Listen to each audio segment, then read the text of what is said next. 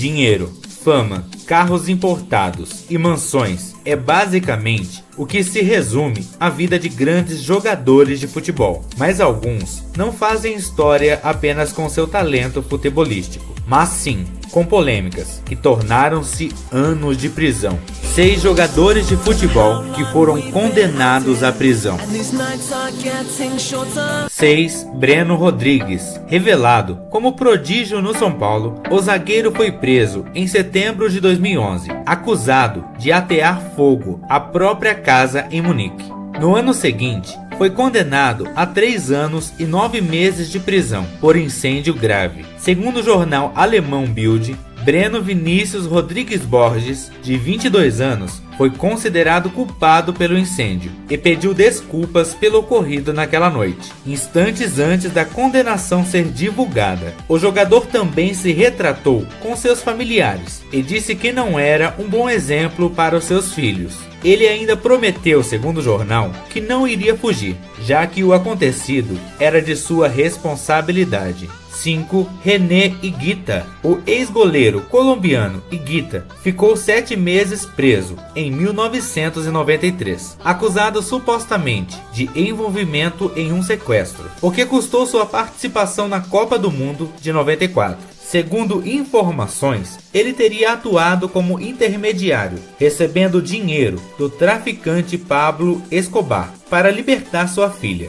beneficiando-se legalmente do sequestro. Em 2008, a justiça colombiana o inocentou e condenou o Estado a indenizar o jogador em $17 mil.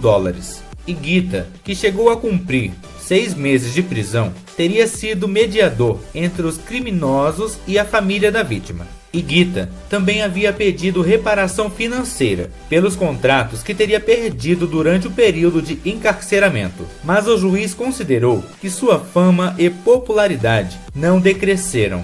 4. Adam Johnson. O meia inglês Adam Johnson foi preso na Inglaterra e foi condenado a cumprir uma pena de 6 anos. O jogador foi condenado por ter praticado atividades sexuais com uma jovem de apenas 15 anos de idade. Durante o julgamento, acabou demitido do seu atual clube. Ele negava todas as acusações até o início do julgamento, quando se declarou culpado pela acusação de aliciar e beijar a jovem, mas continuou negando ter mantido relações sexuais com a menor de idade. Ele acabou condenado por ter praticado sexo com a menina dentro de seu automóvel. Durante o julgamento, o juiz do caso alegou que a vítima era sua torcedora e tinha Adam Johnson como seu jogador favorito e também tinha sentimentos por ele, mas a corte afirmou que o atleta sabia da idade da menina quando teve relações com ela. 3. Nissar Trabelsi. Nissar chegou à Europa para jogar futebol, mas foi pela sua relação com Al-Qaeda que ficou conhecido. Esteve ligado aos atentados de 11 de setembro e cumpre prisão perpétua nos Estados Unidos. O jogador acabou perdendo-se no álcool, nas drogas e no sexo, tornando-se um alvo apetitivo para a Al-Qaeda, liderada na época por Bin Laden. No dia 13 de setembro de 2001, 2 dias depois dos ataques às Torres Gêmeas nos Estados Unidos, Nissar foi detido pela polícia belga numa operação que prendeu uma dúzia de pessoas relacionada com a planificação dos ataques. Em 2005, Nissar Trabelsi foi condenado a 10 anos de prisão, mas 2 anos depois, a polícia belga obteve 14 pessoas que estariam a organizar um plano para libertar Nissar. Logo depois, os Estados Unidos pediu a transferência dele e hoje ele está em uma prisão de segurança máxima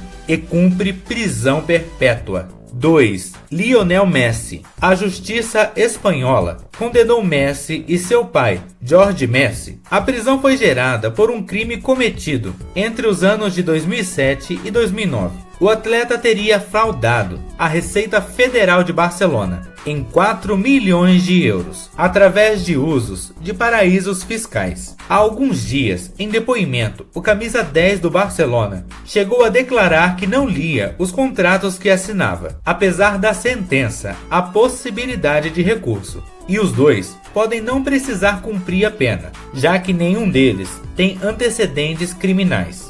e a condenação é inferior a 2 anos. Mas eles terão que pagar mais ou menos 13 milhões de reais pela sua liberdade. 1. Bruno Fernandes. O goleiro Bruno Fernandes foi condenado a 22 anos e 3 meses de prisão pela morte de Elisa Samúdio, assassinada em junho de 2010. Bruno foi considerado culpado pelos crimes de homicídio triplamente qualificado, ocultação de cadáver, sequestro e cárcere privado.